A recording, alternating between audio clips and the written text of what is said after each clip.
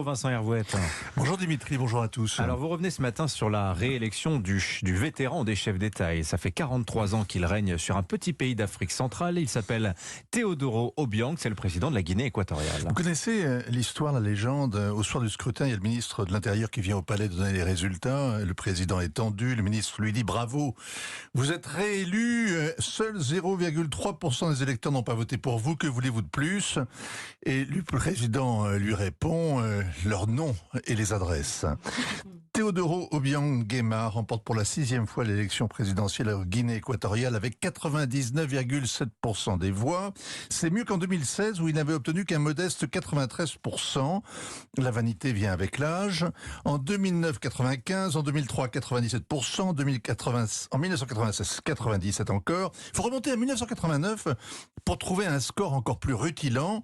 Teodoro avait rassemblé 99,99% des suffrages.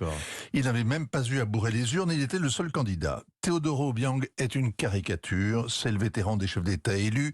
Il n'a pas de couronne, mais il règne depuis 43 ans. Ses ancêtres étaient chefs coutumiers. Sa famille truste tous les postes importants. Les généraux, les banquiers, les importateurs qu'on rencontre à Malabo sont ses frères, ses cousins, ses neveux. C'est la cour. Alors, il a aussi 80 ans comme Joe Biden. Et ils ont commencé en même temps, mais Obiang avait les armes à la main. Il a renversé son oncle, le sanguinaire Macias, qu'il a ensuite collé au poteau d'exécution. On n'est jamais trop prudent. Depuis, il vit dans la hantise d'un coup d'État. Il prétend en avoir déjoué une dizaine. Sa police est omniprésente. Elle lui rend compte personnellement. Il s'en méfie quand même. Et plusieurs centaines de soldats marocains forment une garde présidentielle, c'est son assurance vie. Avec Joe Biden, ils ont un autre point commun, un fils trop gâté qui boit ou se drogue et qui sèche les réunions des alcooliques anonymes.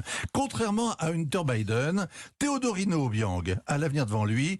Il est vice-président, ministre de la Défense, c'est l'héritier désigné et avec le soutien de l'armée, des services, du parti, il mène une vie de jet-setter et fait venir des stars à Malabo. Alors les Occidentaux préféreraient son demi-frère qui est le ministre du pétrole. Oui, lui n'a pas été condamné à Paris, à Londres, aux États-Unis pour des biens mal acquis. Les Occidentaux sont un peu dégoûtés par l'argent russe ou africain, mais pas quand les pétrodollars des émirs du Golfe, des généraux algériens ou des mafias du Caucase font monter les prix de l'immobilier parisien. Ils oublient surtout que la Guinée équatoriale était une colonie misérable et qu'en 1990, la découverte de pétrole offshore a été comme un billet gagnant de tombola tombé du ciel sur le bidonville. 30 ans après, les 2 tiers des Guinéens vivent toujours avec $1 par jour. Le gisement s'épuise, Teodoro Obiang aussi. Son règne est celui du gâchis, de la gabegie, de l'injustice. Espérons qu'il n'apparaisse pas avec le recul, comme le bon vieux temps, celui de la stabilité, de la prospérité et des élections sans suspense. Signature Vincent Hervouette.